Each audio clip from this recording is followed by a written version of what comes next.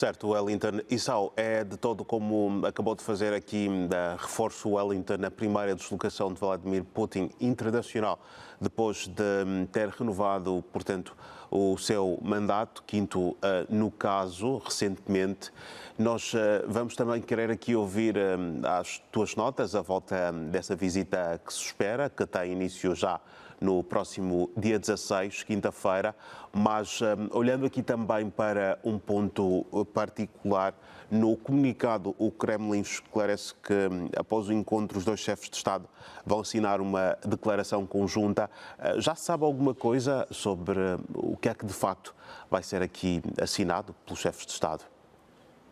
Teremos que esperar pela a sua consumação para termos uma ideia clara do que se trata. Mas a relação entre a Rússia e a China, sobretudo nos últimos 2 anos, é baseada na chamada cooperação sem limites, não é? Assinada em fevereiro de 2022, dias antes da incursão militar da Rússia na Ucrânia.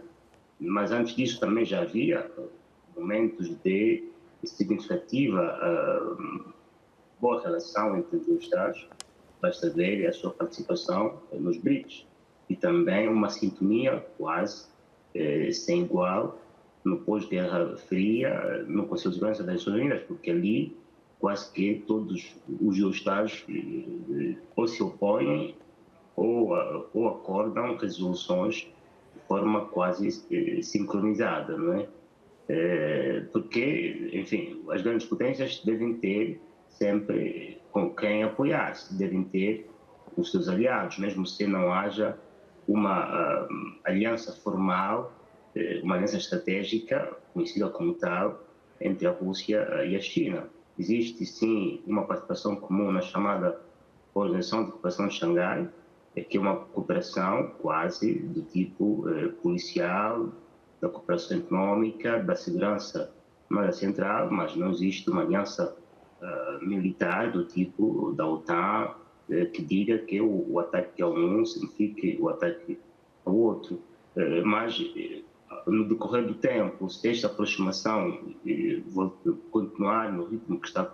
a acontecer e na profundidade que está a ter, é provável que nasça uma aliança militar, mesmo no seio dessa cooperação de Xangai, ou numa estrutura qualquer que envolva a Rússia, a China e todos os outros Estados com os quais têm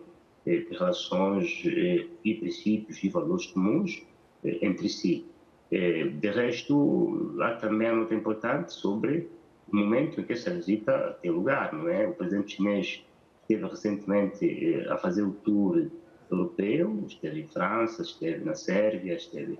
na Hungria e, uma semana depois, vai receber na China o presidente Putin, sabendo que, nesta altura, não há uma relação, enfim, como havia no passado entre a Rússia e a França ou entre a Rússia e os países europeus. Eu comecei, a China, nesta altura, estivesse também a exercer o papel de intermediário na relação entre a Rússia e o Ocidente e, eventualmente, nessa discussão, manterão a porta fechada, vão, eventualmente, também tratar de assuntos que digam respeito à relação entre a Rússia e o Ocidente, no caso do conflito entre a Rússia e a Ucrânia.